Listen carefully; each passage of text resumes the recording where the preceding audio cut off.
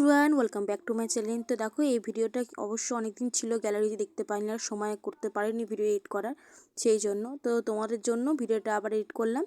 তো আজকে বানাচ্ছি গরম গরম আলুর দম কষা কষা, আর সঙ্গে হচ্ছে কড়াইশুঁটি পরোটা। তো তোমরা কারা কারা শীতকালে কড়াইশুঁটি পরোটা খেতে ভালোবাসো কমেন্ট করে জানো। আমরা সবাই খেতে ভালোবাসি, লুচি হয় বাট আমি বানাবো পরোটা। তো তোমাদের সঙ্গে কথা বলতে বলতে দেখো, ওদিকে আলুর দমে কড়াই বসিয়ে দিয়েছি, এদিকে মিক্সিতে মশলা করে নিচ্ছি, আর এদিকে কড়াইশুঁটি সিদ্ধ করেছিলাম আর আলুর দম সিদ্ধ করে, আলু সিদ্ধ করে সুন্দর করে পেস্ট করে দিচ্ছি। একদম ম্যাশ না করলে তো ভালো লাগবে না পুরটা, সেই কারণে। আর তখন শুকনো শুকনো আলুর দম খুব সুন্দর গন্ধ ছাড়ছে, কি বলবো। আর এদিকে আমার ছেলে চলে এসেছে খাবে বলে, কেন সুন্দর গন্ধ বলে মা কি হচ্ছে রান্না, খুব ভালো লাগে আমার হাতে রান্না খেতে, সেই কারণে তারপরে দিয়ে দিলাম ধনেপাতা। তো দেখো, তোমরা আমার ভিডিও পাচ্ছ না ডেলি ভালো করেই জানি, কেন আমি এডিট করার সময় পাচ্ছি না, সেই কারণে। কেন স্কুল পড়া সব একসঙ্গে পড়ে গেছে, যেটুকুনি সময় পাবো তোমাদেরকে সময়টা দেবো এডিট করা ভিডিও করার জন্য।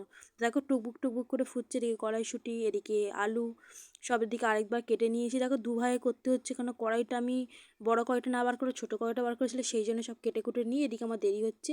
তো দেখো রান্না হয়ে গেছে, এদিকে দেখো ছেলেকে টেস্ট করতে দিয়েছি, ছেলেটা খুব ভালো বললো। তোমরা কারা কারা এরকম খেতে ভালোবাসো আমার কমেন্ট করে জানি। আমার প্লিজ পাশে থাকো, ভিডিওগুলো ভালো লাগে সাবস্ক্রাইব করে শেয়ার কর। জানি ডেলি ভিডিও না বানালে কিন্তু রিস্ক কমে যায়, কিন্তু কী করবো বলো, টাইম করে পারছি না, তোমরা ভালোবাসা দিও। তারপর দেখো পরোটা রেডি। ভিডিওটা ভালো লাগলে সাবস্ক্রাইব করুন, শেয়ার করুন এভরিওয়ান।